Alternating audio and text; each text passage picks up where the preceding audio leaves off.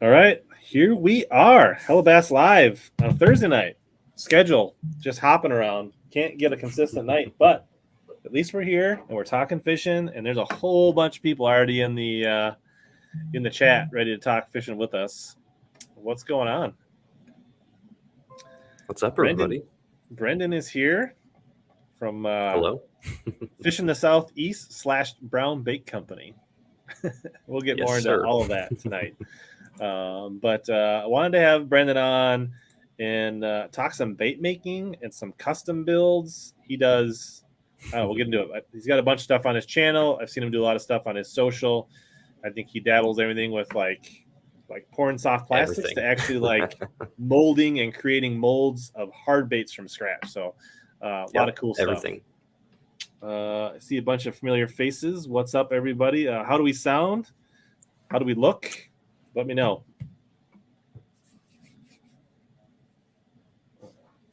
Turn the Wi-Fi off on that. Try to reserve some bandwidth here. I'm sorry if my audio or video sounds bad. The Wi-Fi here is horrible. So just getting that out of the way. Darius says we're good. Adam says we're good to go.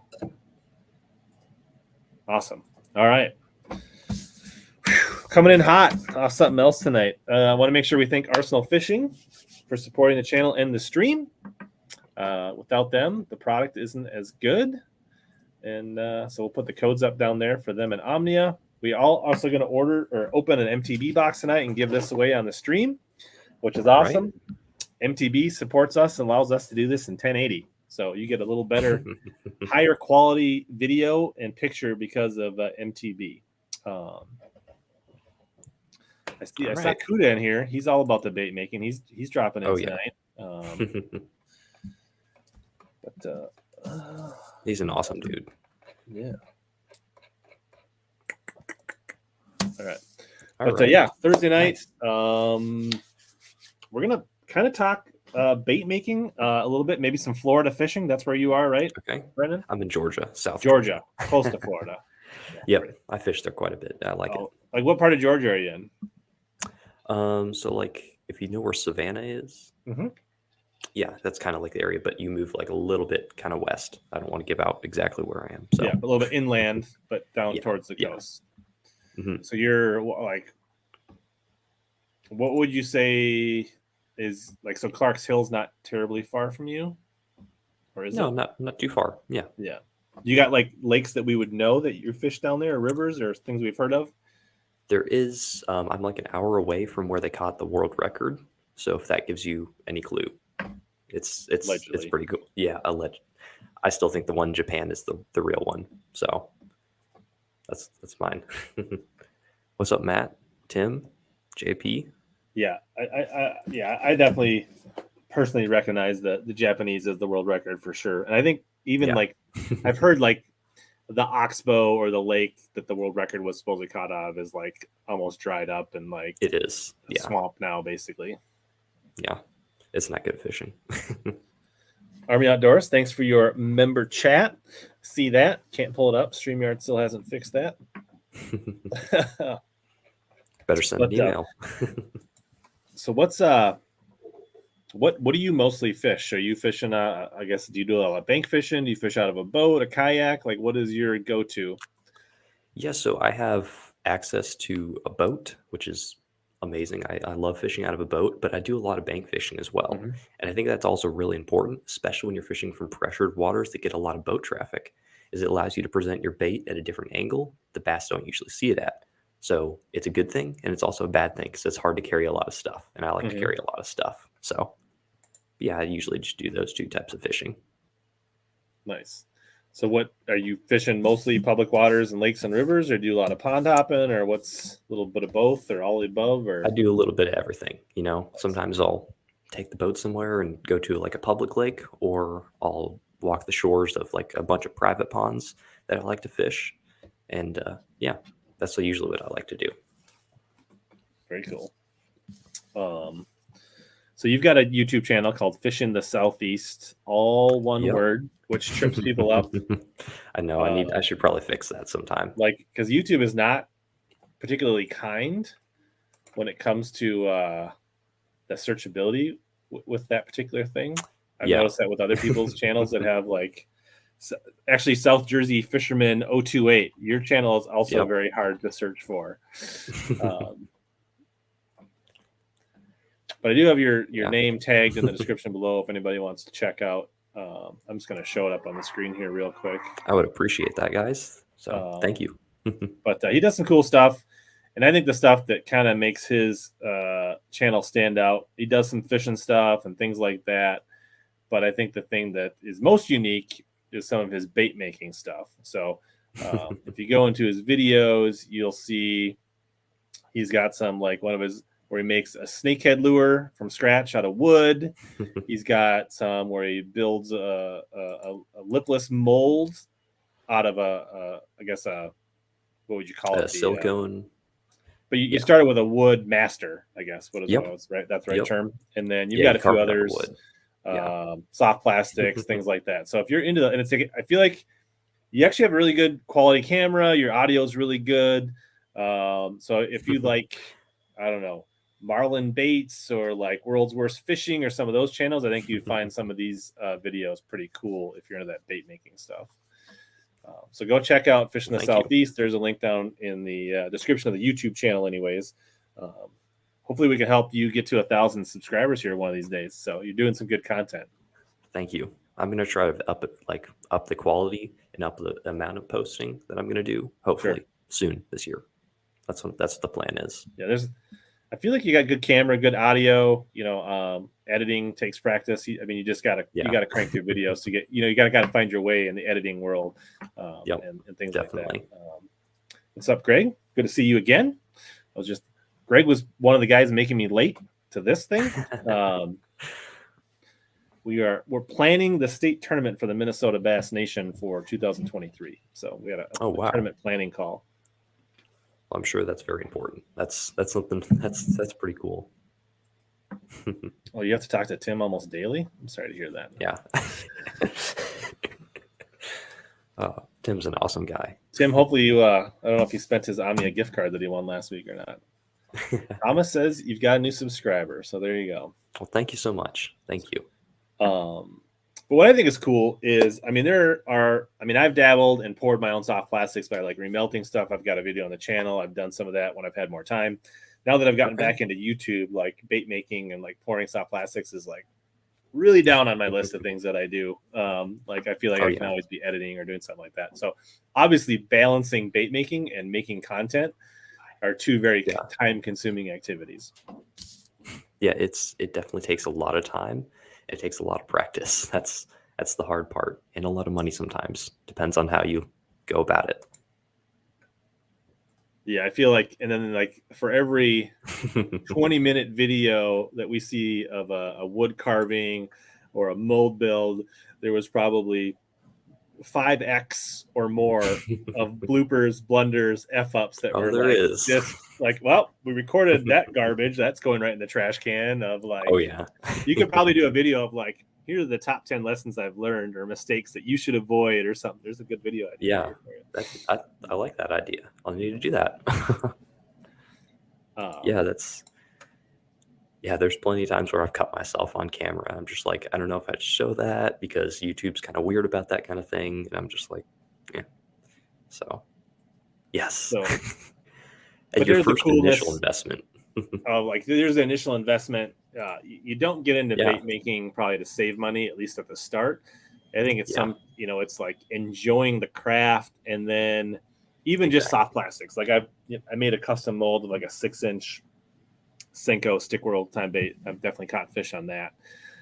It's cool to pour, whether it's a jig or a soft plastic, and you're like even building like truly custom hard baits, and then you catch something on it. There's like, it's amazing. Pretty cool.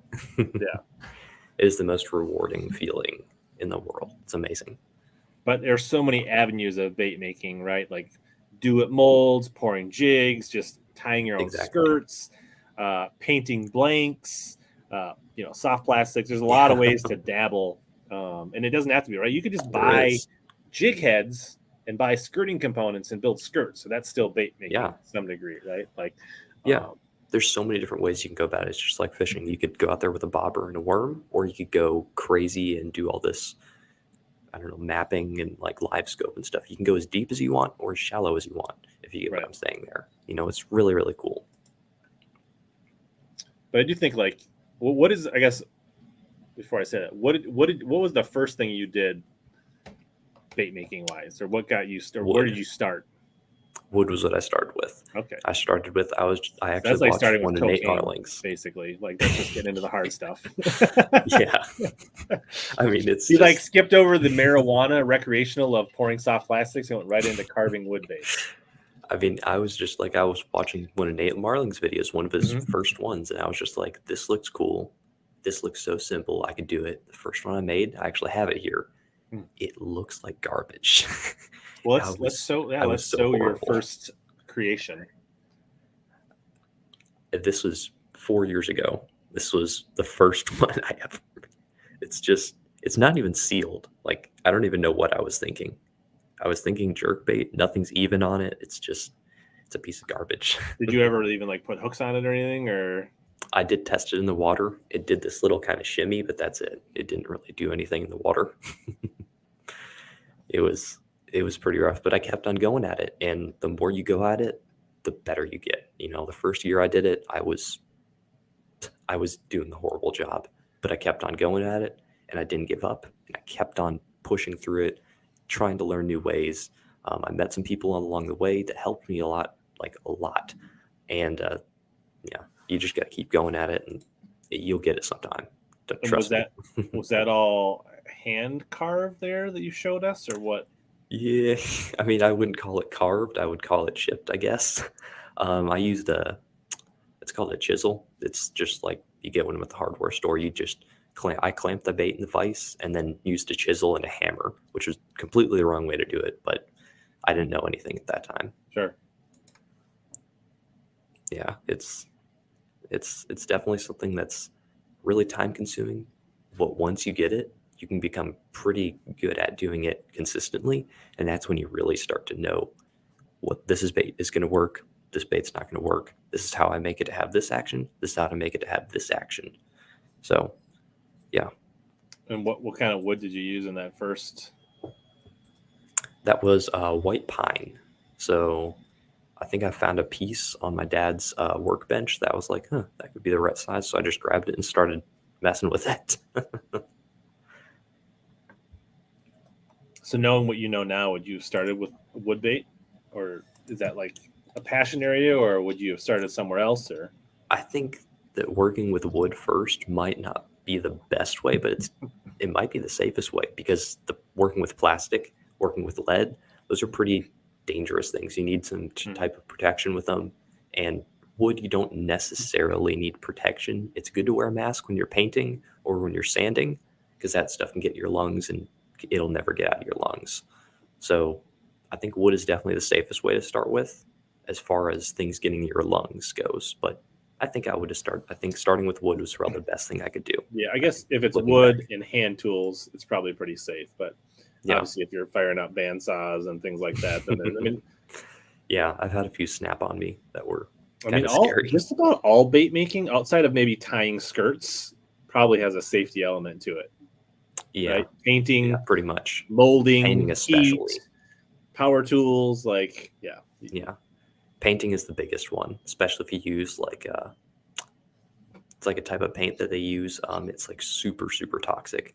I forgot the name of it. It's not water-based paint, solvent-based paint. And that stuff will absolutely ruin your lungs and your eyes and your skin.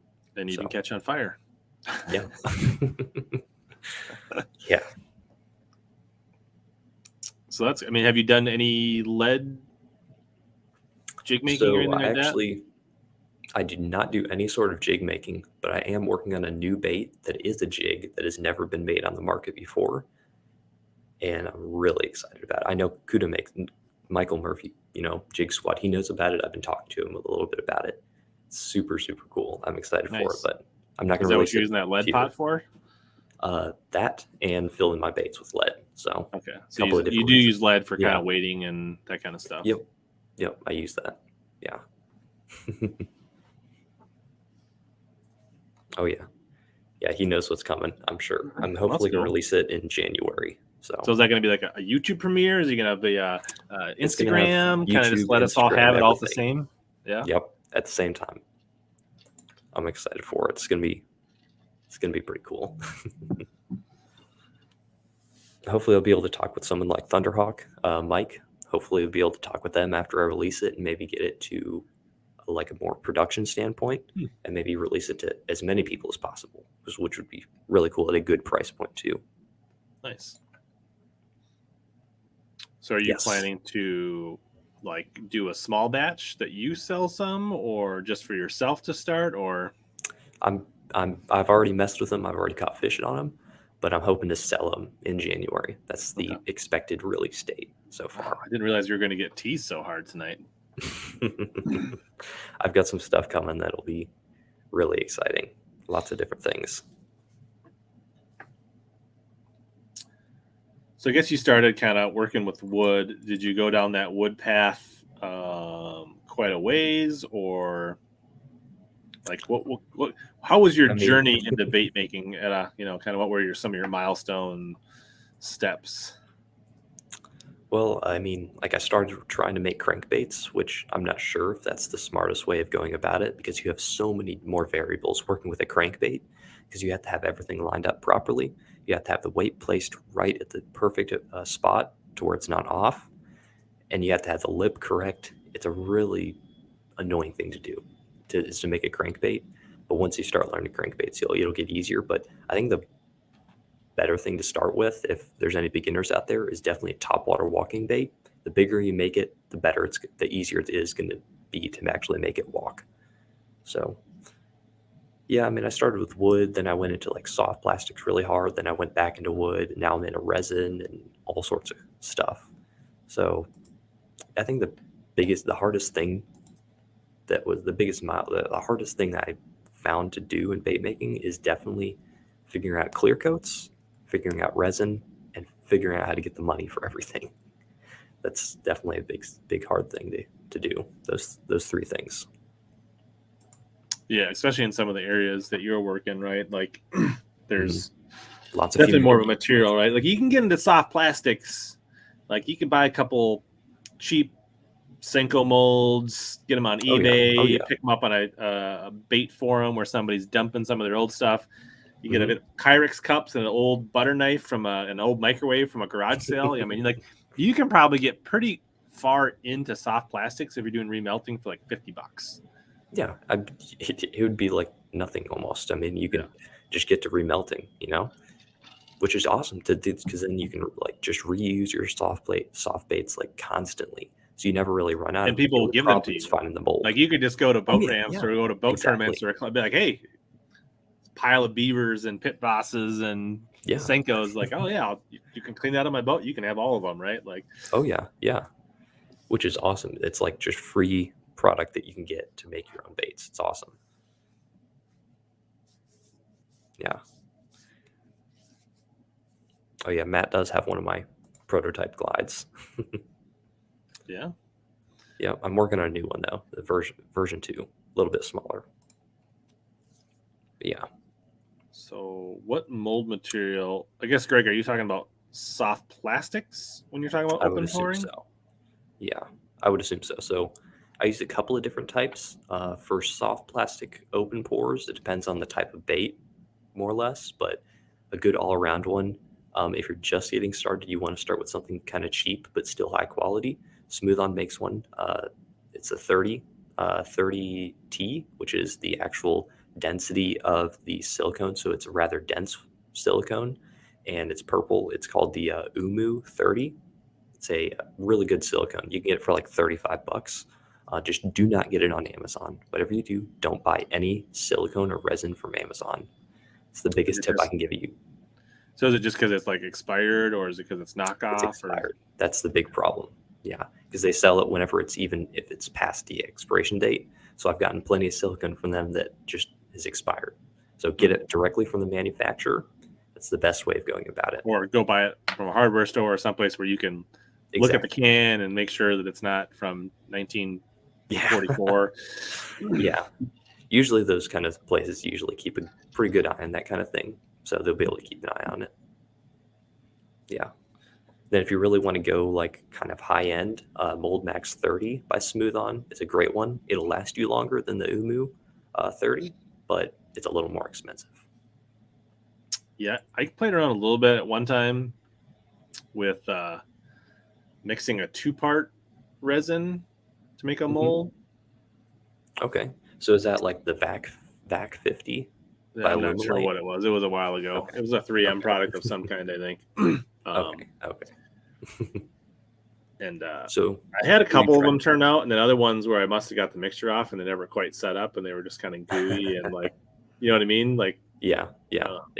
Sometimes the moisture actually gets in there and just messes up everything, because that's why I do resin inside the house and silicone inside the house, and everything else is outside.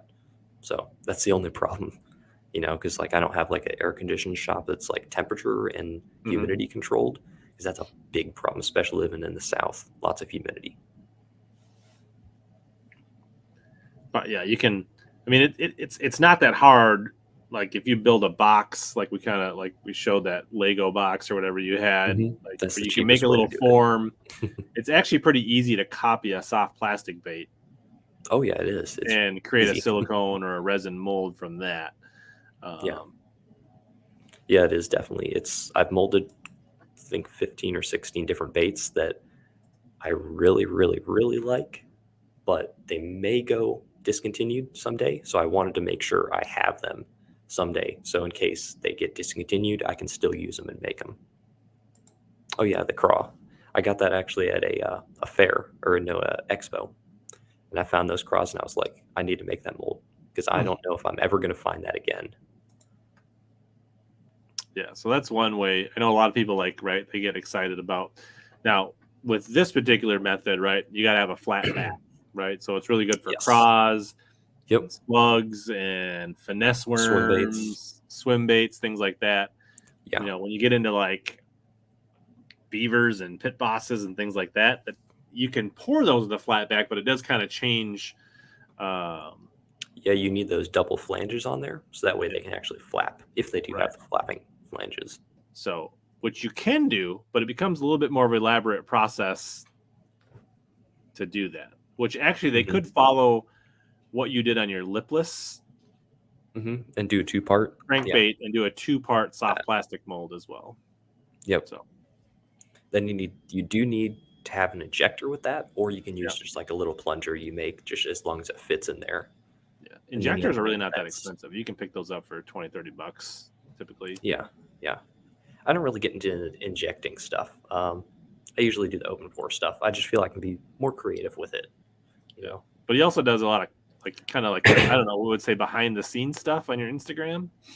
Yeah, so I try to show the development. Interested in the process, I would check out his Instagram as well. Yeah, I greatly appreciate that, guys. Sketches and prototypes and kind of steps in the process of carvings and things like that. There's stuff, so if anybody ever has any questions about bait making, just DM me. I'd be more than happy to answer any questions with the knowledge I know. I am by far not the best bait maker in the world, but I'm more than happy to share my experiences and knowledge with you guys. So is there any places did you just kind of talk to people one-on-one, or did you get into Facebook groups or message boards to read and learn, or what was kind of I never did any of that. The only thing I've ever really done as far as learning from other people is watching people like Nate and asking questions to people on Instagram. So I have a few friends that are absolutely amazing bait makers. Piz, Paul, Eric at UFO, and Josh from JSJ. Those guys, and Brent Hashimoto. Those guys have helped me out so much with my bait making and really furthered me. So they were, Josh. Yeah. He does some amazing baits. Yeah, those guys have really helped me out. So big props to those guys. Thank you so much for helping me. So, and you do sell a few of your baits, correct? Yeah, so it's kind of weird because I don't like selling things unless it's 100% perfect. So I think I posted 2 swim baits, Kong Swimmers, the 9-inch ones, And I was just like, all right, these are extra. Somebody backed out on a deal. You guys can have at them. So I've already sold one of them. So it's kind of like you DM me, you want a wood bait? All right, show me a drawing, or do you guys have an idea of what you want? Or did you already see a post that I made about a wood bait or a resin bait? And I'll make it. But it's just kind of I'm still working on like a production line as far as making baits very consistently and making sure they're 100% perfect. But I almost have the Kongs perfect. So the Kong is what I put in the thumbnail. Yeah, so that's this one right here. That's the resin 9-inch swim bait. Yep. Put that. Sorry. Put it back up there. That's pretty good size bait. Here. So that's a swimmer, right? Like that's. Yeah. So this is a swim bait. So you kind of similar, like a bull shad, kind of in that. Pretty similar. But I know people are probably saying, "Oh, that's just a bull shad. It doesn't look any different." Here's the only thing that there's a couple of different things that I do different with my bait. Number one is you can take out these pins, unlike you can on the bull shad. You can access and you can mess around with the weighting system because I put the weight right back here, so you can drill it out if you want to. But it also kicks out harder than the bull shad because it has a solid tail instead of a brush tail. So this bait's going to kick out harder than a bull shad. And it's also going to do a 180 once you stop reeling it. So you burn, and you stop it, and it's going to twist out like this. And it's just going to sit there and slow sink. So that's kind of the reason those are the only few very little things that I wanted in the bull shad that wasn't in the bull shad that I wanted to fill. So that's why I created that one. Yeah, I wasn't saying it was a copy. I was saying but for people like, oh yeah, I know. In the genre family, it's similar to like a big swimmer or a hard swim bait. Yep. It's not a glide. It's not a. It's a hard swim bait. I mean, yeah, yeah. So how long was the development? You said you've kind of got that perfected, or at least in a place where you're happy to like actually produce them and sell them. Like how long of a process was that? I've been working on that one since, let's see, March, the 20th of March was when I began testing that one, I believe. 20th of sometime in March is when I got the idea in my head and I started messing with it. And I've almost got it perfect now, so then I can start painting them and doing drops. Yeah, it's been a while, but I'm excited for it. Yeah. So I assume you've caught some fish on it? Oh yeah. Oh, it catches fish, that's for sure. The only biggest I've only caught on it is 6 pounds, but I'm hoping to use that bait to get like a 15-pounder. So there's a few big fish in some lakes nearby. So that's my plan anyway. There you go. Yeah, do you sell them painted or unpainted or? So I do it whichever way. If the customer wants it painted, they just send me a picture of whatever they want, or they use crayons and draw on a picture, show me what they want, or they just tell me, have at it, do whatever you want, just as long as it looks like a crappie or as long as it looks like a bluegill, they'll buy it. So, and then I do sell them unpainted. So like people like TK, sometimes they might send it to him or to another painter, or they paint it themselves or keep it like that. Mm-hmm. So, yeah. Very cool. How much does that weigh? This is a 9-inch bait. It weighs 6.7 ounces. So it's a pretty hefty bait.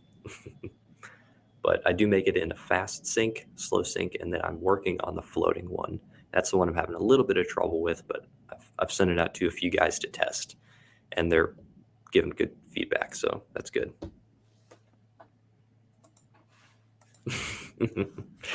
I'm high. One. See, if you aim for a 6-pounder, you got to aim for that 15-pounder because I'm pretty sure anyone can catch a 6-pounder if they're around 6 pounders. You know, if they keep on going at it for a while, I'm sure you can get it. But the 15-pounder, that's way up there. That's only a couple of people that have caught 15-pounders out there. You know. But so what's your PB down there in Georgia? 9.8. So 9.8. So you're close to the DD. Really, so you'd be pretty stoked if you got a DD on your bait. Like, oh yeah, definitely. Well, I only throw my baits that place. I'm like, if I get a double digit out of here, it's going to be on my bait. I don't care. It's just, I really need that one. That's what I want. Because that'll be like the closure on my baits. It'll be like, all right, these are proven to work for giant bass. That's what I really want. Because I'm going to catch it on film, do everything. AJ says, if you were to choose, would you rather make your living making and selling baits or making content? Selling baits, I think. Yeah. I enjoy that a little bit more. It's about the same amount of work, but I enjoy the whole process of bait making. The fails, the amazing moments where you are like, aha, I got it. It's definitely hard to sell baits, though. It's definitely quite hard. The market's just so saturated at the moment. Like, there's so many people making baits, especially the garage makers, which is great. Like, that's awesome that people are doing this instead of having it done over in China. That's awesome. But it's just a little saturated at the moment. So is it safe to assume that bait making is not your full-time gig at this point? Not at the moment. Hopefully one day, but that may be a while, or it may be right around the corner. You just never know until you start doing stuff. Well, that's good that you're thinking, right? Because if you can make something that's truly unique and then partner with somebody that can actually produce it for you, then that allows you to scale, right? Because I do think what guys like TK and AJ do is really cool, right? But you are somewhat limited. There's a cap to the number of baits and hours in a day that you can paint or mold or whatever, right? And obviously, if you get in the swim bait game, right, you can really charge them. there's per piece, right? You don't need to sell 20 crankbaits a week, but you can sell like 3 swim baits a week or whatever the math works out. But still, it still takes a lot of time, and there's still which is why I think the Chad Shad, right, with the collaboration with Spro, is brilliant for him. Smart. Hopefully that is a good product, right? You just with Buka and the baby bull shad and things like it's cool to see bait makers get rewarded and be able to do things and kind of play both sides of it, right? Where they can do their handcrafted stuff and their custom stuff, which there's definitely a niche and a market, and that's great. But at some point it's almost like, there's a lot of blood, sweat, and tears that go into it. And so to be able to balance that out with something that you can collaborate or, market on a more, I guess, larger scale, mass produced, or at least on a larger scale, is really cool. And I think that was really smart of the guys at KGB. That was like, they're getting Chad Shads into more people's hands at a lower price point, but still a very similar or pretty similar action to the actual resin Chad Shad. And they're getting in good colors too. So that's awesome. So they're getting into more hands. Then if they really like that one, they can go to actual real resin Chad Shads, which is cool. And even my buddy Tom, right, that does Dream Smasher, right, he makes some cool stuff, awesome. But it's still limited to what he can pump out in his garage, right? And his wife is like painting and pouring and that's awesome. But still there's a cap to that. There is, and that's where you need more employees, and that is super expensive, I'm sure of, especially nowadays. Yeah, that is also true, AJ, on the flip side, right? They're just it is collaborating and working with them versus just ripping them off, copying or putting out something close and then just out marketing them. Yeah. Yeah, very cool. So what kind? So in your obviously not giving in the details. Your big was it you call it the Kong swimmer? So that's a resin pour. That is. You pour that at 4 separate pieces. Maybe just give us a little bit of what goes into building that bait and the weighting, and without giving the sauce away, but give people an idea of what's the magnitude of effort and time that goes into building one of those. Okay, so might be easier to show you. So this is the mold. This is not the mold of the same bait. This is a glide bait that I'm working on. This is basically what you start out with. You create a wood master and you mold it. This is the 2-piece mold. You can see those locking keys, they lock it together. And you do have a pour spout there, but you also need these things called vents. Right there and right there. And basically, whenever you pour the resin in, the air is going to escape through those while you're pouring the resin in the pour spout. So then basically you put 2 pieces of Lexan polycarbonate or wood or whatever on the sides of it. And then you put rubber bands around it or wire forms. And then it'll clamp the mold shut. And you pour your resin in there. What you do with the resin is it's a 2-part resin. I usually like to use urethane resins and mix them with microballoons, because without the actual resin floating, you're not going to get any action out of the bait, and it's going to be a piece of garbage. So you need to add microballoons in order to do that. And then I suspend the weight inside of the mold so I don't have to drill any holes. Now here's the hard part. So the is mold actually gets finding out. like the weights you kind of place It's in inside the mold the mold before you pour it. But here's the thing, is trying to make sure that weight doesn't touch any of the parts on the inside here, because then it's going to show on the outside of the bait. So that's the hardest part. And that's something that took me a while to figure out, but I finally got it. And that's something a lot of guys keep secret, which is, I mean, there's a lot of different ways of going about it, but that's kind of the biggest secret, I guess you could say, as far as molding baits. But the hardest part is finding out how much weight you need in the right place, and also figuring out how much micro balloons you need to actually counter that weight to make it work perfectly. So there's a lot of trial and error. I have a whole box sitting back there that's filled. It's like, I don't know, 18 by 18 box. It's a big box filled with just resin baits that were just horrible, that didn't work because they couldn't work, because the actual ratio between weight and micro balloons was not right. So yeah, so you basically need to create it. You kind of need to make it a higher buoyancy bait that you can counteract with weights. Exactly. To make it swim correctly. Yep. Yeah. I know you kind of talk about like your buckets, right? Like, I know, have you ever seen some of the shop videos from Buka, right? He's got like a wall, he's got the different ones, buckets of garbage baits that he keeps around, just to like, I don't know if you learn from those, or just to like a reminder, or like, and I know Dave and Tom, some buddies of mine that do swim baits, even the soft baits, right? So much of their time went into the internal weighting and harnesses, and perfecting those. Like the actual like plastic density and that kind of stuff wasn't it? It was all the internal to make it right, was what their R&D went for years before they could launch their baits. So for sure, it's pretty crazy.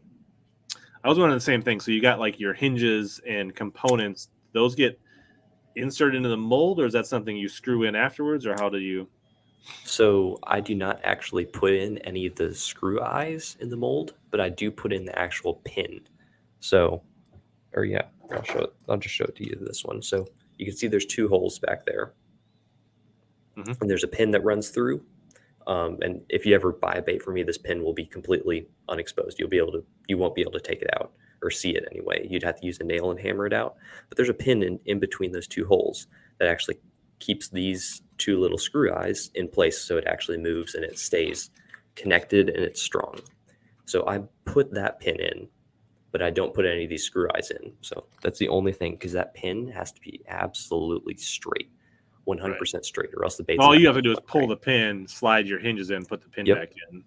Yep, exactly. Yeah. Or then the one side you do screw in. So I put both of these in. I screw these both in, and then I put the pin in. So you just have to lubricate that pin with like mold release, just to make sure it actually comes out. So yeah, actually, I don't know if you ever seen the old True Tungsten gills swim baits? I don't believe I have. So to my knowledge, they were one of the first ones to have a removable pin, and they came with tungsten balls in them, and you would get like 3, and then you could change the weight of the tungsten balls, and those probably came out like Buka's Glide. Huh? Like Buka's Glide? Yeah, but these were like long time ago. 2005? Oh man. Like True Tungsten? I don't know. Maybe I'm guessing a little bit, but like, I'll look it up later. Yeah, True Tungsten came out with swim baits way ahead of their time, and they're actually kind of popular. They're kind of like they're good baits. I have some of them. I don't think I have any handy here. Definitely got some in the boat. But so were these like soft plastic? Or these were hard? They were hard, right? They were a hard bait. Maybe like a resin or a wood. The True Life swim bait.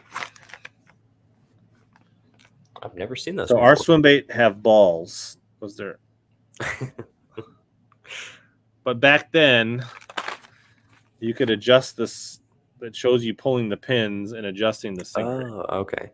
Yeah. That's a Maybe pretty somebody smart in way the to chat print could remind me, but I feel like it was like mid-2000s. I don't know if there's a date on this package or not. That packaging looks pretty old, though. I mean, it looks like an older school package. Yeah, it's pretty DK says Tacklecraft. Do you remember about when these? Because like this was like. So the other thing that we talked about, True Tungsten had like one of the most baller pro staffs of all time. It was like they had like Ish Monroe, Denny Brower, Iconelli. I know they had a pretty all good the big team names back then too. And it was mostly for like their weights. It was like when so this swim bait came out when like tungsten weights just became popular. Oh man, so it's been out for like they were way ahead of their times. Okay, but that's the first bait that I ever saw with pins in it, and I'm sure they didn't. I'm sure there was a small garage maker back there, like I think Tacklecraft said, Nishini. So, but yeah, there's plenty of baits out there with removable pins. There's plenty of them out there. It's a good idea. It's a great idea. It actually, some of them it works, some of them it doesn't work so well. You know. Yeah, he's basically saying around 2005. Okay. So yeah, it's. I mean, we're approaching 20 years ago, so you probably don't quite remember that, Brendan. No, I don't think I do. You look a little younger than I am. So how old are you? 17. You're younger than I thought you were. That's pretty cool that you're able to. So I mean, you've been doing this a while. So what did you start making baits when you were what, 15, 14? That was back in 2018. So the first like one or 2 years, I did nothing right, but I learned and I kept on progressing from there. So yeah. I feel like I have a pack of those somewhere here, Tom. Oh man, that's interesting. Did they put? Like, they actually had molded, like they had little red. Oh, here I actually have their fluke bait. So they had a. They came out with so you can kind of see it in the bag, but they had finesse worms. They also had these fluke baits, but they had those little black dots are actually like little resin putty molded into the soft jerk bait. They had finesse worms and a few other soft plastics. I mean, how well did those work? Did those work like really good? Like, did they glide far, or were they just kind of like a regular jerk bait? I don't know. I didn't really throw them that much. I like their jigs. Okay. I think everybody thinks that whenever they hold like a big bait for the first time. Sean Lai in the house. It does kind of look like as seen on TV lure. It does. Yeah, I've got, I don't know, I probably have 4 of the 5 of the big. So that's, I think what I showed was a 5-incher here. They made a 4-incher and a 5-incher, but they had a 7-incher. It was quite a bit tall. I mean, a much more substantial bait. Like, this is a 5 and but it's probably weight and mass wise, it's probably 3x, 4x that. I have those in the boat. I've caught some fish on them. Actually, Josh saw my Instagram post and saw I had like a whole box of them, and he actually traded me for one of his gills because he wanted one for his collection. Oh man, that's awesome. Yeah. So his new time bomb, or the time bomb gills that he released, those look dope. Like, I really want one of those. But a little bit out of my his snack size gill, which is more of a swimmer. I think it's not a glide bait, but the time bomb is more of a. His baits are so cool. Yeah, I've never thrown this one, but yeah, he's working on his version 2 of the Siren Glide too. This is a resin bait similar to the Kong Swimmer. Yeah. Are your painting skills cool at this point yet, or you paint like? Yeah, I don't know about that one. I'm a little bit lower than that one, I would say. Still getting your reps in on the painting. Yeah, I'm still working on it. Nice. I know him and Benno, the owner of Little Creeper Baits. They just released the Pack Rat, which is a really cool little bait. It's like a rat with swimming feet. It's really good. They're really actually cool JSJ he's got a soft rat. Have you seen that? Mm-hmm. Yeah. Yeah. Yeah, I think Matt just said it. Yeah. I always looked at I I want to say he has like kicking feet on his soft rat, but I've never been the Pat Rack recoil. Those are pretty cool. I need to get one of those. I think they just released them on Tackle Warehouse too. They're pretty cool baits. Definitely something different. Actually, it's one of my favorite frogs of all time, and I actually got quite a few of them. Man. The old True Tungsten frog. Not their Gen 1s. The Gen 1s were complete garbage. They were hard as a rock. You couldn't hook a fish. But their Gen 2 ones were nice. I'll have to look around for some. Gator bait. I don't know. Is anybody else in chat? No. I'm not familiar. I know there's gator baits. Not an old man. He's a very young gentleman.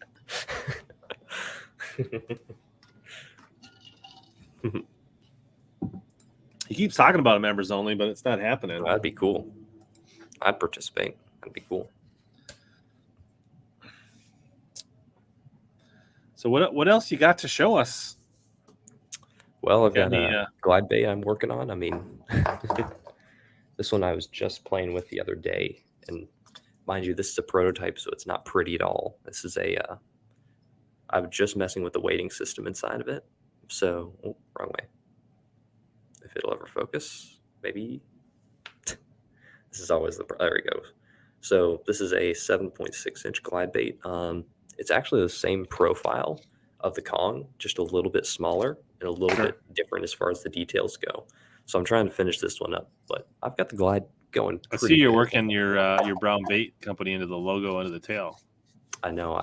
I was really excited. I thought, oh, that'd be an awesome way to put the logo on there instead of having to sign a bait, because I hate signing baits. Because that's always annoying. But yeah, I'm working on the glide bait. That'll be maybe released in January, hopefully. Do you have a name for your glide bait? Do you say? Yeah. So this is the Kong glide. I mean, it's the same shape. So I thought might as well make it the Kong series, where I have the Kong Swimmer 9-inch, the Kong Swimmer 6-inch, and the Kong glide. So yeah. Very cool. Tackle camp coming soon. Ooh, sounds nice.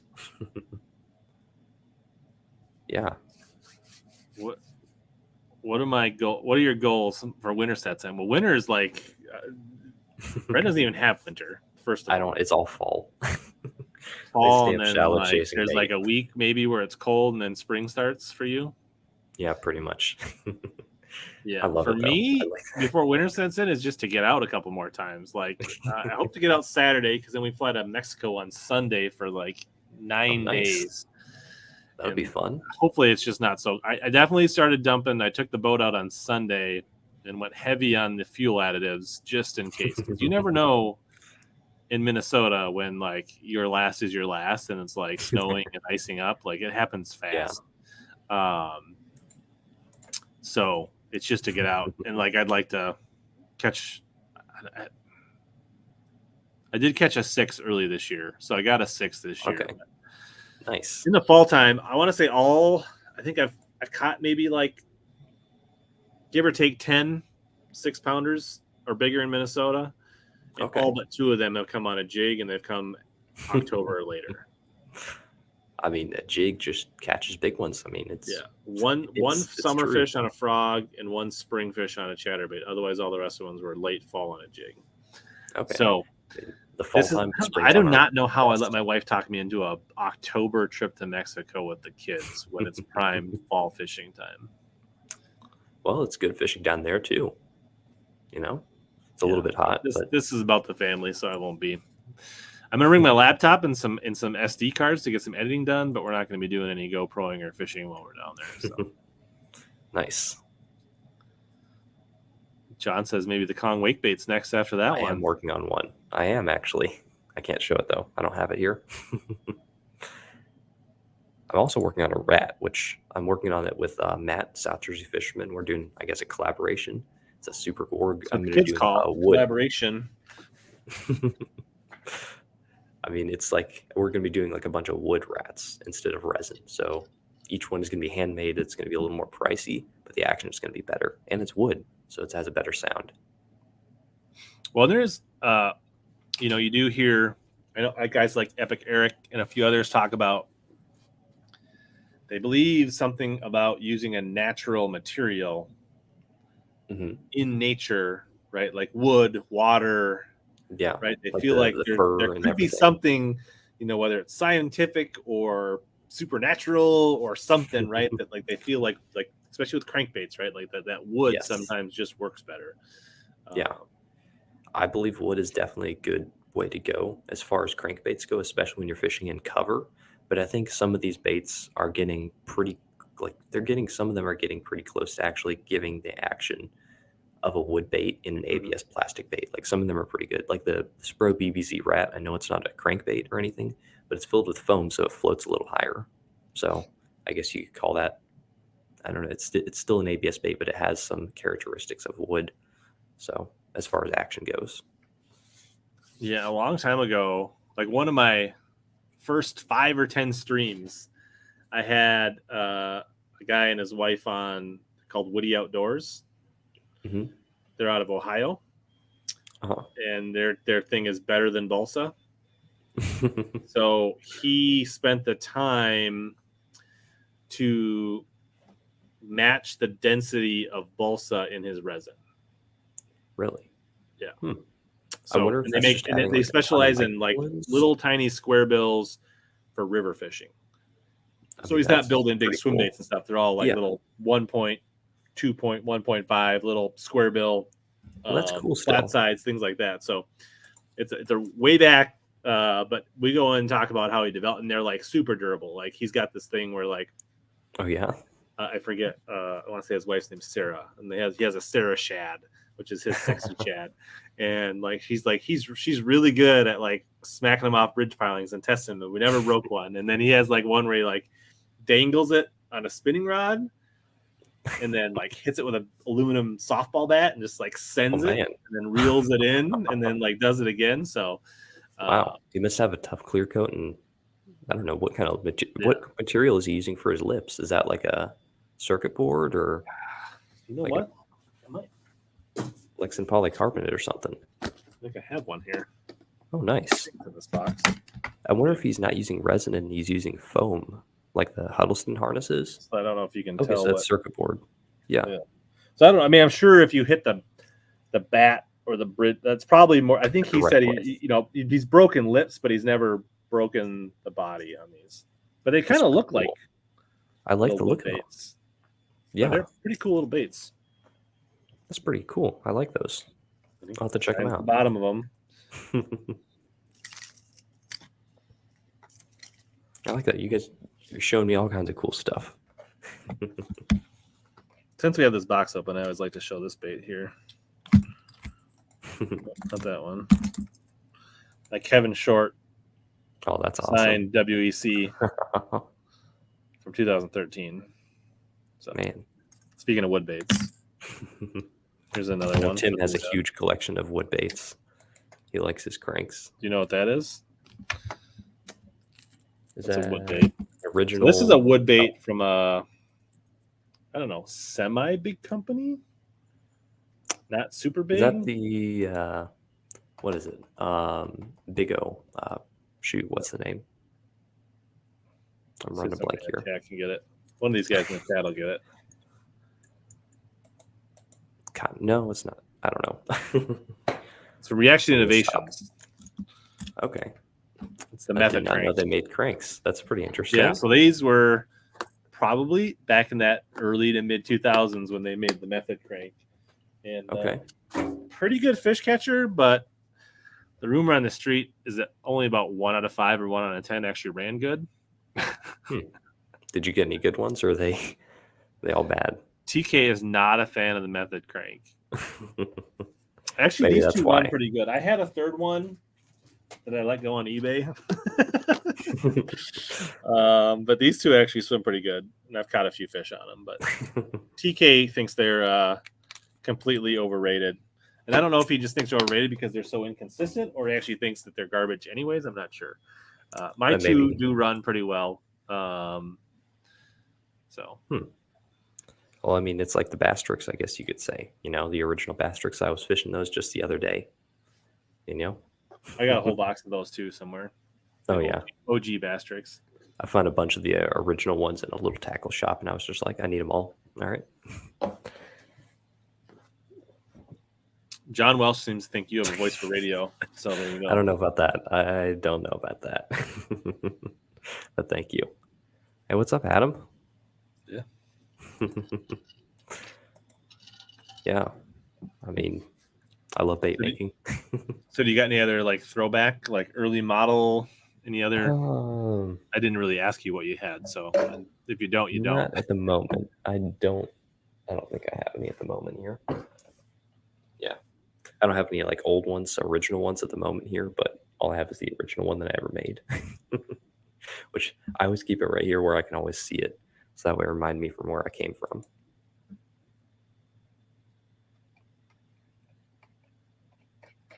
So are you ever going to get into bait making again? Are you I don't know. I think I'm too deep into video making and content creation to probably I mean, I do like I keep skirt tying material around. So when I want to, and I have my own heads for Bass Tech, so I will be able to, sometimes I'll create a custom skirt color for my jigs. Yeah. Obviously, I like tinkering with like dip it markers and things like that, and spicing up baits or throwing some Sharpie or throwing some colors on stuff. So like some tweaking and stuff like that. Whether it's a frog or a hard bait or something like that. Playing with blades on spinner baits and things like that. Yeah, I've actually thought about I sent you my lead pot that I never used that somebody else gave me. So I don't think so. I've been saving a lot of soft plastics for doing pouring, but I just don't see myself at this point. Like as much as we do this because we love fishing and we love components, but at the same time, you do have to somewhat treat it like a business at some point, right? So it's like I could pour Senkos, or I could make a video and then use that money to buy Senkos, right? Like, so I'm kind of I'm not monetizing too far down the content creation where I don't think so. Maybe it would be a long time. Maybe if I decide to get out of doing content, then maybe I would consider doing more bait stuff. I'd much rather sit down and talk with you about baits than make the baits myself, or use the money from making videos and order a native glide from Tacklecraft, or buy a Kong gill from you and then go throw it and make a video about it and help you guys out and spread the word about what you guys do, than actually make my baits myself. Very true. I really need to get one of his native gills. Those are super cool. His paint jobs are like just out of this world. I mean, this is like, this is a master bait that he designed, much like you did. It's resin poured. He pours his own soft tails. He obviously does amazing paint color jobs, tunes them all. I assume you tune your baits before the ones you do sell. Every single one. So, there's a lot that goes into these. And so, the one thing about, people that make custom jigs or pour Ned heads, right? Like that's great, right? And that's cool. Yeah. But like to build a hard bait from scratch, whether it's wood or resin, and then people are like, why do these cost $25, $150 or whatever, right? Why does a little crankbait like this cost $30, and why does a swim bait like this cost $150? It's because they literally take. I mean, how long does it take you? Like, if you're gonna start, I mean, obviously you batch them a little bit, hopefully, right? You got more than hopefully one mold, but like, how many hours roughly go into a Kong swimmer? Probably about, if I'm painting it, probably 3 hours of work per Kong. Because I want to. That doesn't count any R&D, right? The 6 months of R&D to get to the point where you can put 3 hours into a bait. Yeah, this is just someone says, "Hey, I wanted it this color. Make me one slow sink." I go in there, do it, and get it done. Nice. Yeah, I mean, like supporting like small like businesses like that is like absolutely amazing. Like that's like awesome. I love doing that. Yeah. All right. So for the people that came in late, we did show this off earlier, but I'll show it quick here. So Brendan's Facebook is Fishing the Southeast. Should be linked in the description. You should be able to click on that. Otherwise, you do need to put it all one word like that. So he's got some fishing videos. He's got some bait and rod reviews. He's got some bait making. So he's got, you know, a little bit of try to stuff for phase out of everybody. like the fishing videos because there's just so much of that out there. It's just like, I mean, it's just like everybody does fishing videos. You know what I mean? And I don't need to be another one of those guys doing those. I'm going to try to phase into just bait making and maybe some bait reviews. That's what I'm thinking I'm going to try to do. I think that's not a bad idea. Like, they don't take as much time. They require less editing. They're more niche. Yep. And then here's his Instagram, which is BrownBaitCo. So I think if you want to, I think if people like to buy stuff, basically message you on Instagram is the best way to get a hold of you. Message me on Instagram. That's the best way. And then if you have any questions, just message me on Instagram too, and I'll help you out with whatever I can. If not, I'll refer to you to someone else that can. Gators, I love that. That's actually my second coastal. So I had a coastal on what? Is that the 80? This is the old 150. Okay.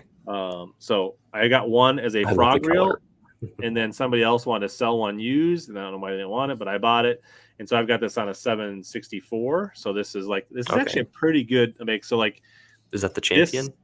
It's a champion. XP. Okay. And I think, like if you look at the native gill is about a 5-inch swim bait. So this is a 764. So you don't need anything crazy big to throw this. This is about half the size of your gill. But this will throw like the Minnesota rig. It's pretty good for like 3/4 1 ounce chatterbaits. Just your smaller stuff that's not like absolutely massive. But you need more of a 150. I think this is a 150 size reel, but I think it's a deep spool, so it's more like a 200 size spool on it. Okay. So for bombing frogs, for throwing a little bit bigger baits on heavier line, it's kind of a nice compact like reel. jigs, that would work good. Yeah. I like the 200 size for something about that size, and then 300 for anything else bigger.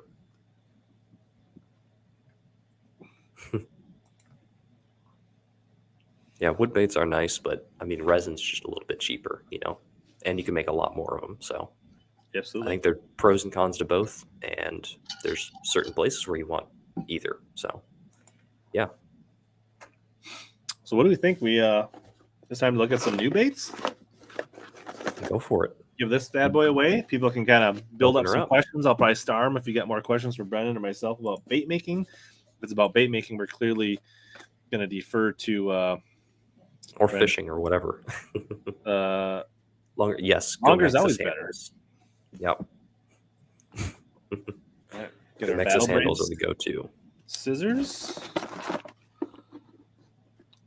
Speaking of the other goal that was at Army Outdoors asked me, I need to film a walkthrough video on the KMS before winter comes.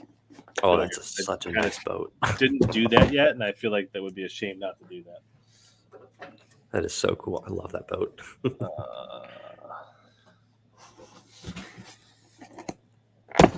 Hopper open. So this is our October box. So we're going to give this away a little bit. We're going to check out what's inside. All right. A couple of prism hooks. EWG. Right. I'll say it again. We need more hooks in these boxes. These sample pack hooks are not enough. Well, then again, they're just trying to introduce you to new stuff. So I wouldn't say it's like, I mean. But it'd be nice if you're going to be like, right, you get a full pack would be nice. 3/0. It'd be nice to get like 2 3/0 and 2 4/0 or, right, like. Yeah, true. So for the amount of baits that are in here, 2 hooks is probably not enough. So yes, this is the MTB Pro Box. They're supporting the stream, bringing it to you in high def, and then we give it away. If it's something that you think you'd want to get or give it as a gift, I think these are a great option. As if you're getting into fishing and you want to try a bunch of tackle, it's a good option. Also a great gift for a young man like Brendan. You got a niece, a nephew, a cousin, a son, a Father's Day gift. I think these are pretty cool options as gifts for sure. All right. So we got a Guggen square bill, a flat banger. I've never thrown one of these. Don't know much about them. They seem really similar to a Crush 75 6-cent bait when you look at them. Now, shad pattern, nothing too crazy. I'm sure it'll get bit. Then we got a Weston bait. We actually had, I want to say we had this bait in a very similar color. It's a good color. I like it. So this is interesting. It's actually like a plopper, but it has a foldable tail. So when you cast it, the tails fold in, but then when you pull it, they open up. So it is kind of a cool, unique design in that respect, but it is what I would definitely fall into that plopper style bait. Not my favorite color. I'm more of a bone or chrome or go home kind of guy. So hot pink black back is not something I would get off the shelf, but it'd be interesting to see what the I'm not afraid to try crazy colors. I like doing that kind of thing. Yeah. I'm all for it.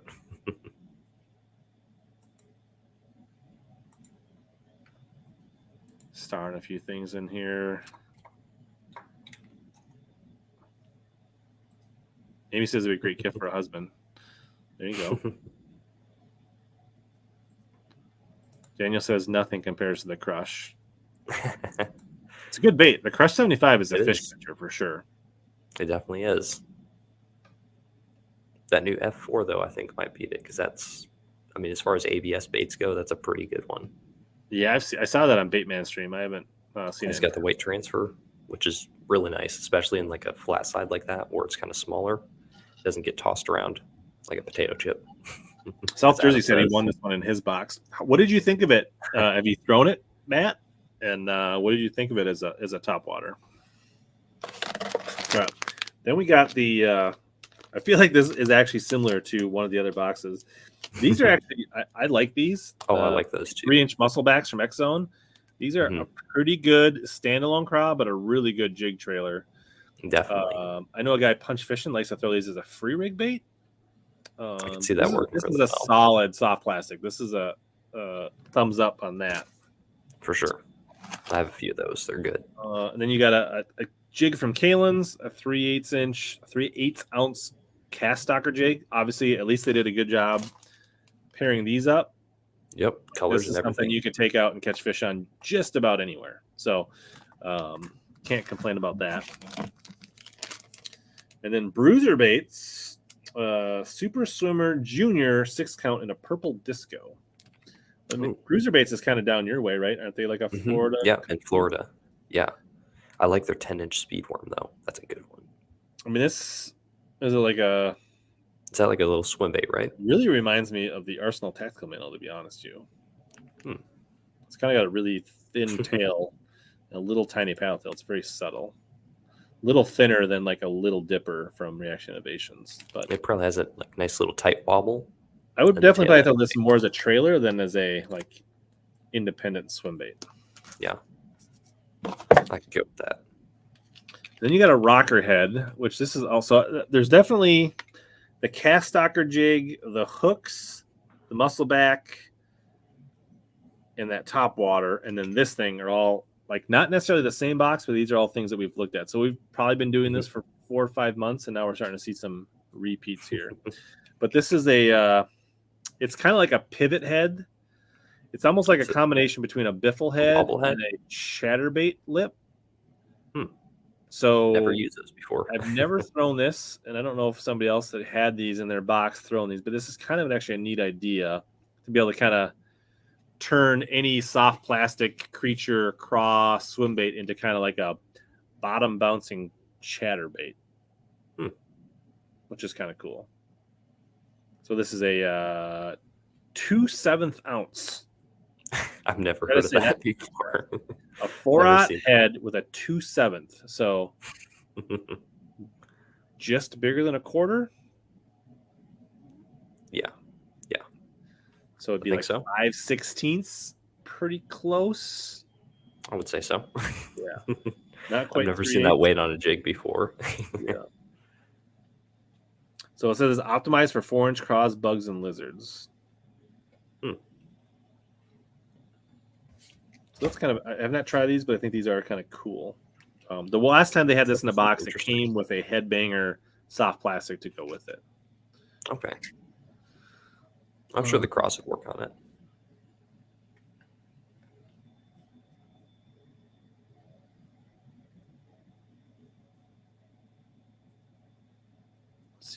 And then you get some slaps and some information, that kind of stuff.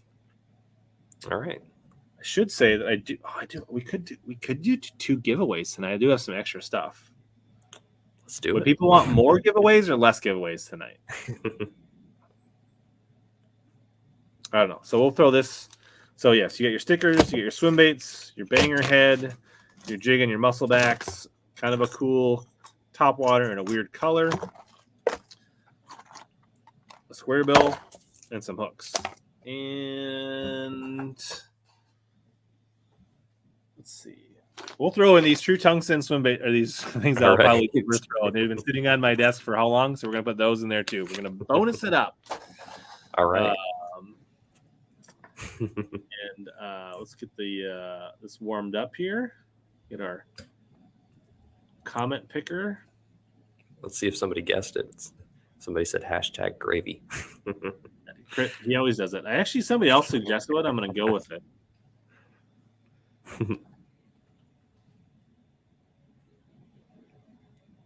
We are going to do. Hey, what's up, Gramps? Kong.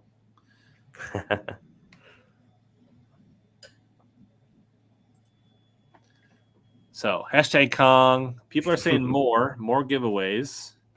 What's up, Gramps? Good to see you. Gramps has been catching them on the Z-Man Hellraiser. Oh yeah, it's a good bait. Have you bought one? I've had it for a few months now. I like it a lot. It's a good bait. I feel like it's too late in the year now for me to get one. There's a couple of different ways you can fish it. It's a really cool little bait. You can jig it like a spoon, almost like a jigging spoon, which is really weird because it sinks. Oh, it doesn't float? No, it doesn't. It has a fast sink. But the good thing is it does rise pretty quickly. So it's designed to fish as a top water, but yes, it's almost like a buzz bait in that respect. Like pretty much. I mean, I could say that it's just not as weedless. It does have treble hooks on it, which is the problem. But I'm saying, like, as far as like if you cast it out, it's going to sink like a rock, but like it'll rise really fast as far as when you retrieve it. Exactly. Yeah. Interesting. Yeah, Ron Davis designed that, so it's a good bait. I don't throw many black topwaters. I know they have a time and a place. I've got a few. I throw them all the time. Throw them a lot. How about you? Do you like black topwaters? I love black frogs. Not so much as far as hard baits go. I usually like a chrome or a bone, but black works good on frogs. I don't throw. Yeah, I mean, I do throw a lot of black frogs, just not a lot in my hard baits, I guess. Yep. Same. I agree. The fritz side is. I've caught some fish on it. I like it.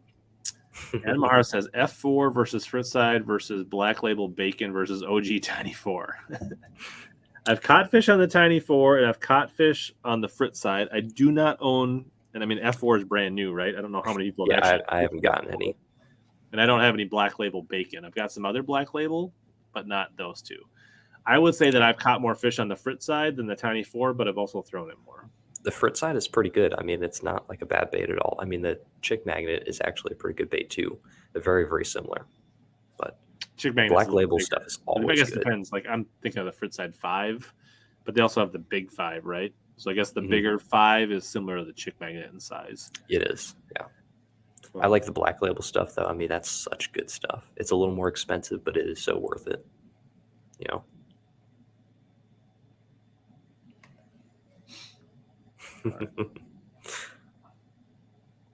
Gramps heading to Kentucky Lake. Oh, nice. Go for smallies. They're biting better. Best of luck to you, Gramps.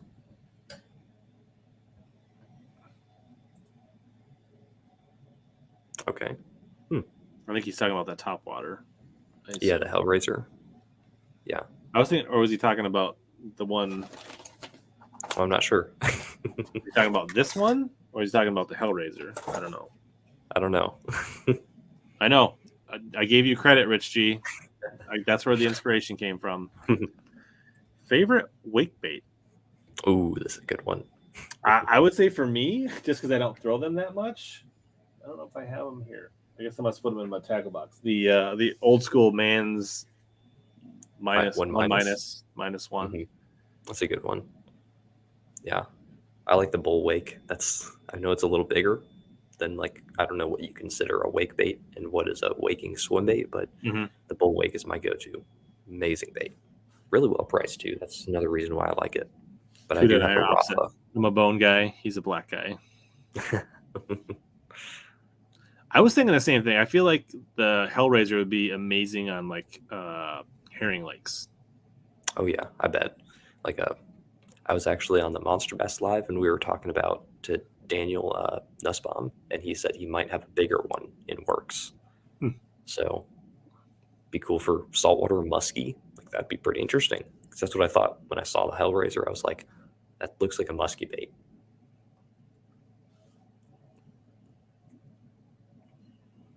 Oh, video up tomorrow. Oh, nice. On the Hellraiser. I've thrown the Hybrid Hunter. It does come through milfoil pretty good, but I've only caught pike on it so far. The 1 by 6 cents is pretty good too. They're both pretty good. Good luck, Daryl. Good luck to you. Hopefully you catch a 21-inch smallmouth. That would be awesome. You still think there's a world record smallmouth in there? I don't know about that.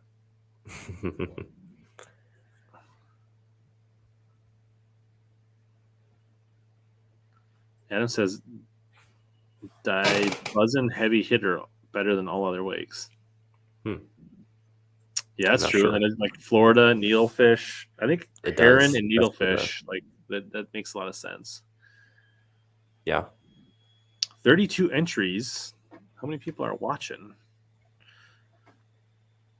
Not sure. I guess we got like 50 or 60, I guess around 60. Only about half the people. Not yet, Travis. We still got a little bit of cracking in here, so the night is still young, Travis. We could fall off the chair. It is missing a wheel, so it does kind of rock, so you never know. Mine squeaks really bad. But somebody else asked what was in your cup. Hopefully it's water. Amy, yeah, it's water. I'm not that kind of guy. Maybe someday. There was some questions. Why bigger size reels? Well, exactly. It's usually line capacity for some of these bigger baits. When you're throwing like 20-pound mono or fluoro, 100 size reel, you're going to end up spooling your reels on a long cast. And then you also want, a lot of times the bigger reels have a little bit bigger handle, a little more winch power. Drag. So when you're like cranking in a 2, 3, 6 ounce bait, you're going to feel it with a small reel. Like it's a lot more work to crank them in or work them with those smaller reels. But for like jigs, crankbaits, buzzbaits, spinnerbaits, 100 size reels for sure. But when you get into those, like, I want to say 2 ounce plus baits, that's where you notice a difference. And when you're fishing 20, 25 pound line, that's where you notice, getting to that 150, 200, 300 size reel makes a big difference. Yeah, I think most of my reels are like 200 size. I don't think I own. Well, the only thing that's an exception is a SLX. So that's the only thing. That's like a 150. So yeah. When I saw Ron's name on it, Tim, I was like, first glance, I was like, that looks ridiculous. But then when I saw it was designed by Ron, I was like, I will reserve opinion until I see it in the water and actually fish it. Yeah. I like it. So yeah. What's up, Dustin? Dustin, a TBF national qualifier. Congratulations. Oh, wow. He got it done on Lake Patoka this past weekend. Congratulations. After zeroing day one, he came back with one of the bigger bags in the tournament and qualified for Illinois. So congratulations. Oh, nice. Dustin. That's awesome.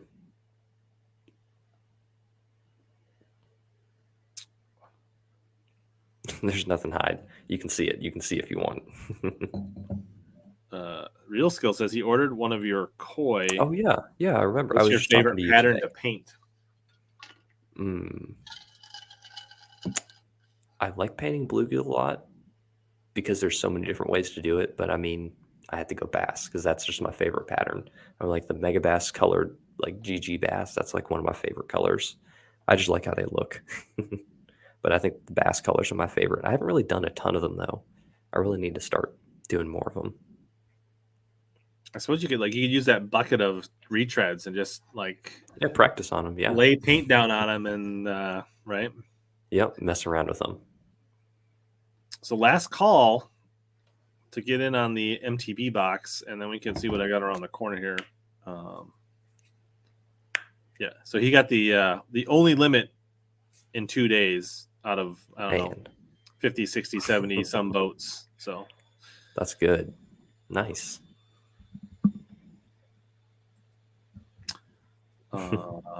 AP Fishing Derby weekend way up north Minnesota. It's going to be snowing and 45 on Saturday. Yikes. 10-inch Hud. I love a jig. You know, if you have the confidence to throw a swim bait with like a boot tail, like a Hud, like you're saying, or a Dream Smasher, they can be really good that time of year. But for sure, but you're looking for that 1 or 2 bites. Yeah. That's the only problem.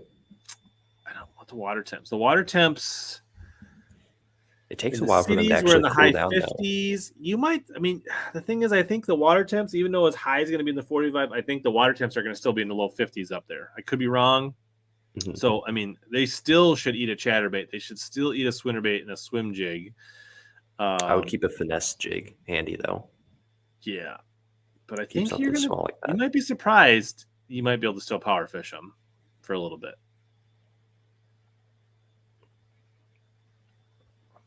I mean, I'm going to fish jig around hard cover until the fish tell me they're not there. But I love deep cranking. That's a lot of fun. Like the Clash 9, you can get the deep lip on it. This seems like a really personal question, Jorge. I don't know what to do with that.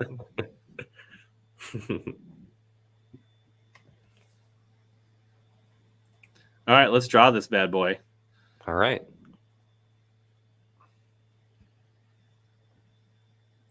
Here's a pro tip for you. Oh, nice. Dax. Dax is a Congratulations. repeat winner. Dax has won before. He's hacking. Dashing in. All right, Dax, you know the drill. You know how to get a hold of me. All right, so what we have over here, let's see what I got here. How about you give away that JSJ? This is a Wednesday giveaway JSJ.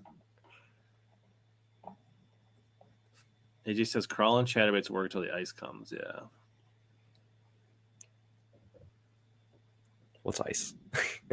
Yeah, it goes in your drinks. All right, so let's see here. I've got some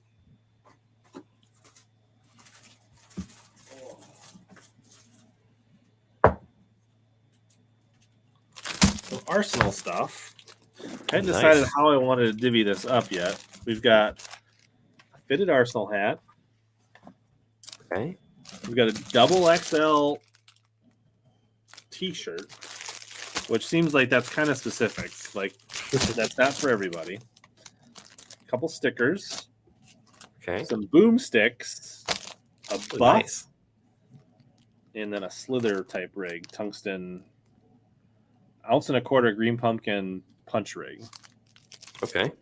All right. That's good stuff. Arsenal has some good jigs, and like I like their pliers and their scissors. Those are really good. Yes, exactly. Battle Brain. Good stuff. How would we? I feel like I want to put the t-shirt with something. Maybe a t-shirt and a sticker. I feel like the hat should go with the buff. Maybe you can ask them, and they say, if they ask them who has a double X shirt, and then only. I thought it was maybe just like a double XL giveaway tonight. Since we already gave something else, maybe we just keep the rest of us. We're gonna do a 2XL Arsenal T-shirt with a decal. All right, that's gonna be the giveaway. So you're getting a gray Arsenal shirt and a 2XL. So if you enter be mindful. This is either because you wear a 2XL or you have somebody in mind that you would give a 2XL shirt to.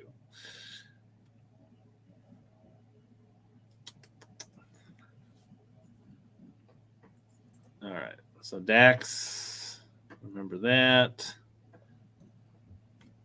And then we'll save this other stuff away for when I get back from Mexico. All right.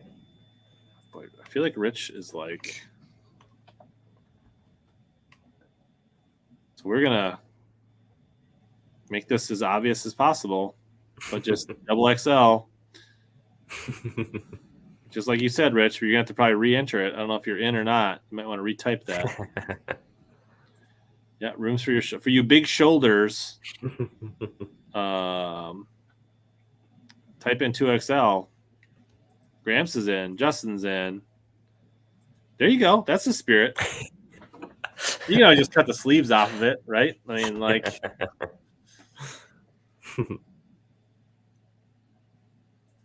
If you win, I'll throw in a jig for you, Gramps. Or I'll find something on the desk to throw in here. 15 entries. Is it weird that Little Rich is in for the double XL?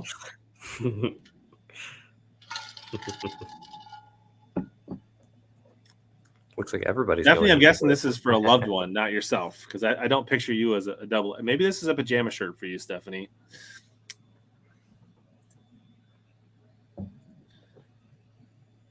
I hope that'll be members only, though. That'll be on the members only stream. That won't be public. AJ. Gramps is right.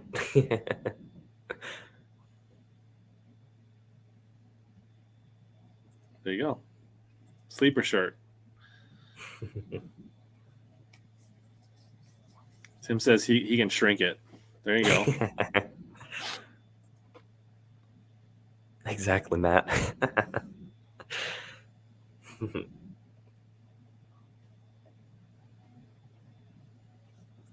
So what are you going to do this week? Are you going to go fishing this week? I hope to get out. So we fly out Sunday morning, but I'm hoping, because I think down here in southern Minnesota, the lows or the highs are going to be in the low 50s. Shoot. So I'm hoping to get out and go fishing for a few hours on Saturday, just because I don't know what the weather's going to be like in 10 days when I get home. Yeah. I mean, I'm sure going down the lake just in the summer, it's pretty cold going on your boat going like 70 miles an hour. That's... Well, the thing is, you don't need to drive 70 when it's 40 degrees out. True. As I've gotten older, I've gotten a little wiser when it comes to that. And our lakes, a lot of our lakes aren't super big. So there's not a lot of need to be driving around like a crazy person. Yeah, it's not the Bassmaster Classic. It's okay. I'm more of an XL kind of guy. So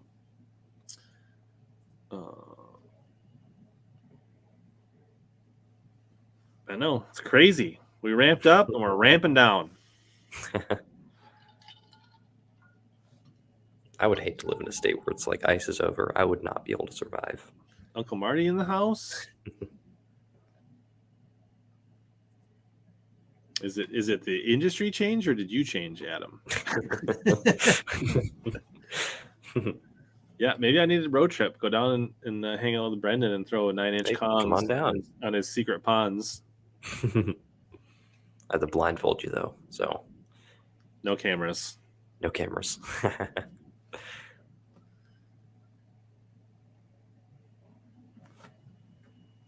right, so we give it another minute. You guys also check the description for Rich's sponsors. You guys go support him. He's got a bunch of discount codes down there. That is true.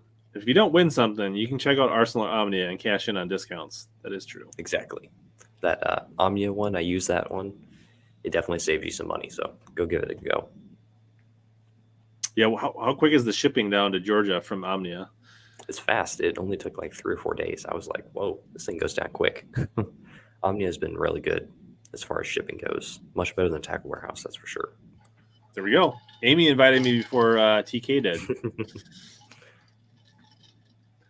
The last 2 years. Where's TK? He's down Mobile, Delta, like Tennessee? he's in? Lower Alabama. What's the what's the city down there? Is it Mobile, Alabama? Yeah. Nice. My the last two Mays, my kids and my in-laws have went down to St. George Island. Okay. Cool. And I haven't went. I've stayed home and watched the dogs. Yeah, it's good fishing down in the south. But I did it. That's like the thing. The only reason I thought about going is like, oh, I wonder if I could go fishing with TK if I went down there. And I decided that'd be cool. I spend a week with my nieces just to go fishing. Then you could take a tour of his shop. That'd be cool to see all the baits. There you go. Gators Ventures. He's got his Omni order in. Nice. South Arkansas. Nice. And Texas. Nice. There you go. Hope you catch a jaint. All right, time to draw this. All right. Let's see. So many familiar names. Little Rich. Little Rich with the foodness pick. He's getting the double XL. Oh, hey, Jermaine's in here. What's up, Jermaine? Mainstream fishing. I think you were literally 30 seconds too late to get into the drawing. AJ says if he wins, Omnia's marketing is going to go down by a seventh because he's going to not wear an Omnia shirt for 1 day a week. All right, Little Rich, send me a DM on Instagram or Facebook or email at rich@richlingern.com, and then we'll coordinate you. Everybody's a winner.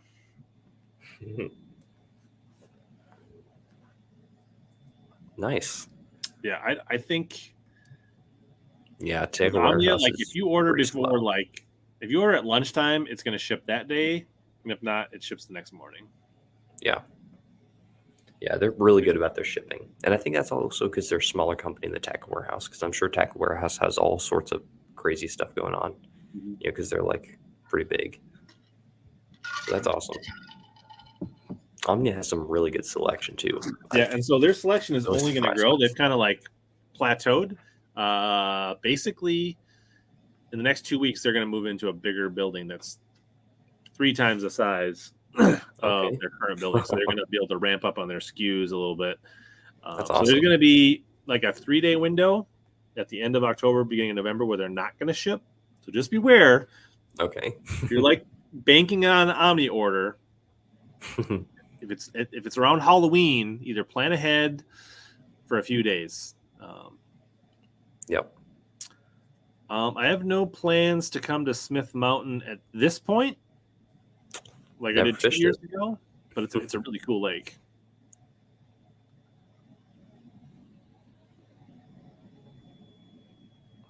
Yeah, well, maybe someday Omni will have enough JDM stuff for you, Matthew.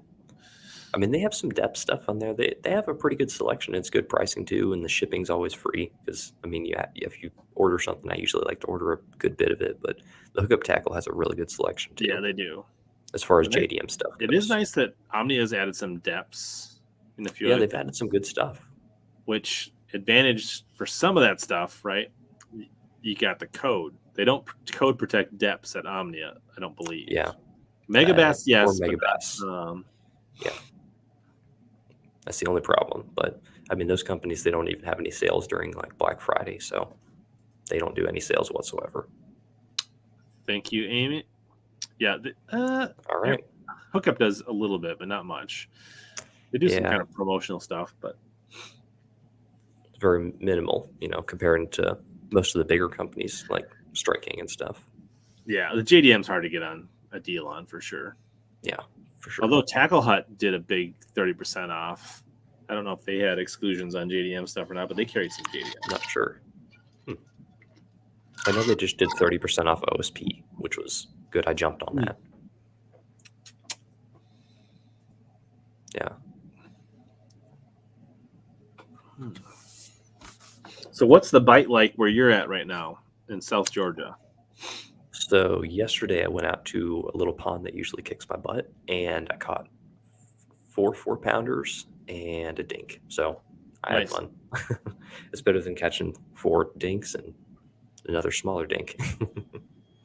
All in the bass tricks too, which is fun. So how do you like to rig your bass tricks? So there's a certain hook that I like to use that makes it act like a fluke sometimes when you pop it. It's the one by Trocar. It's the one with the blade on the bottom. It's basically like a beast hook, and I have to Like change out the spring. Yeah, pretty much. And it has a special blade on the bottom. It's like a wire, like a flexible wire instead of like the really stiff wire, so it doesn't break off as easy. And yeah, it's a good hook. I like it. I just have to change out the spring on the front of it, so that way the spring doesn't like. It's not the CBS springs that owner uses, so it's kind of annoying and it messes with your baits. Mm-hmm. That's a really good bait. I usually just let it fall to the bottom and it does a spiral, and then I let it sit there for a few seconds. Then I pop it up and start a slow retrieve, and then every once in a while I'll give it a little pop. So what's your go-to bass tricks color down there? Any color I can get a hold of. I mean, none of them are really bad as far as the ones I've gotten. They're all kind of like whites, shad colors. So, yeah. So are you throwing the OG ones, or have you ordered any of their new ones? OG. I have not tried the new ones, but they look really good. And from what I've heard, they're pretty good too. So I definitely need to jump on a few of those and grab some. And maybe do a comparison video. That'd be pretty interesting. Yeah, I did that. I bought literally last purple color too. Swamp donkeys and tackle frogs to do a comparison video, and they're still sitting here. I went all year. The swamp donkey's a good frog. I like it. But those new tackle ones are interesting because they've got the double blade, or the one tackle. I think it's called the Q. Yeah, they make different versions of it, but I bought the version that's basically the swamp donkey. Yeah, basically the swamp donkey clone, or the whatever you want to look at it. Which one's the clone of which one? Yeah. That's always kind of weird with like all the baits. Everybody's just knocking each other off or having weird partnerships and stuff. They did this weird red text that is literally impossible to read. You can't read it. This is much more clear. I don't think they took too much time into doing it. Tacklecraft, if you're still watching, can you complain to Josh that we can't read his packaging? I heard the Squeaky Dolphin's coming back. Well, that's interesting. From Reaction Innovations. Hopefully it'll be good. Hopefully they don't change anything. Yeah, but all right, well, let's get a little after 11 down in Georgia. So I don't know. It seems like chat's kind of slowed down. People got their questions answered. So let's kind of do a last call for questions here. All right. Catching up. Any last words of advice for people that are thinking about getting into the bait making game, or people that want to dabble? You got to keep on going for it, and just don't stop messing around with it. If you hit a wall, just try to think things through. Maybe take a small break. Just keep on going for it. You'll get it. You'll get it eventually. Awesome. So yeah, if you guys came in late, make sure you check out Brendan's channel, Fish in the Southeast, Road to 1,000. He's at 678. Let's see if we've got anybody else that has joined, subscribed since. What? I'm not a subscriber? For shame. I thought I was. That's the thing, is like I've watched some of your videos, and then YouTube recommends them, so I do watch them. There you go. But more importantly, check them out. Like, watch some of the videos. Watching is more important than subscribing, to be honest, because yes, you need 1,000 to get monetized, but I don't care about monetization. Subscribing is like saying I like the channel. It doesn't really mean you're going to see every video. So watch some of his videos. If you like what you see, think about subscribing. Check out some of his content. He's got some reviews, some tackle openings, some bait making stuff that's pretty cool. And then you can pop over and check out kind of behind the scenes stuff on if you're an IG fan at BrownBaitCo. Both of them are linked in the description as well. So if you came in late. Actually, I just realized I wasn't sharing. Wasn't sharing? I thought I was sharing the screen. Oh my gosh! So there's the IG. I just subscribed live. You just didn't see it. I didn't even need to admit it because I didn't even show that. So there you go. Full transparency. But if you came in late, the replay is worth it. Brendan shares some cool tips and some good stories in the beginning. So whether you're on Facebook or YouTube, you can check the replay. Or if you're a MP3 podcast kind of person, search HellaBass. I do mostly have like this new star thing. So if you guys want to send stars on Facebook, you can do that. I didn't see too many people on Facebook tonight, but if somebody wants to test the star feature, love to see it. There you go. When you leave the house, just play his videos on a loop. He would love it. Thank you. Thank you so much. I'll keep on going for it. Rich said he unsubbed because I wasn't subbed. So there you go. Yeah, people had said they enjoyed it. All right. Well, next week, no stream. Probably a stream later in the week, the following week. I might do some more Fridays as we get into the winter season. Daniel, Facebook is where you see your grandma's photos.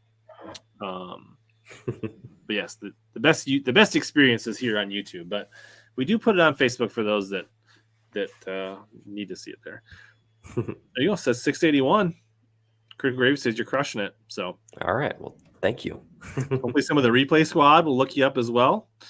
And I had a good time talking to you, Brendan. We'll keep in touch. And, all right. Coming on tonight, last minute. I had fun. Thank you so much. I enjoyed it. Hopefully I helped some people. I'm by far not a good mate as far as like bait making goes. I'm definitely not the best out there. So this is just how I like to do it. You might be the best 17-year-old bait maker I know. I don't know about that. But I said that I know. Oh, okay.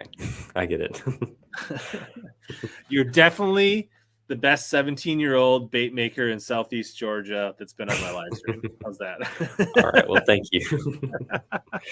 No, you do some cool stuff for sure. You got talent, and just seeing how far you've come from what you've shown in the past couple of years, and just if you go back and just watch some of your videos from even a year ago, you can see that you have learned a ton. And you can say it's cringy. Excited to see where you go in the future and follow the journey. Thank you. All right. As it always, here to help you guys catch more big bass and suck less.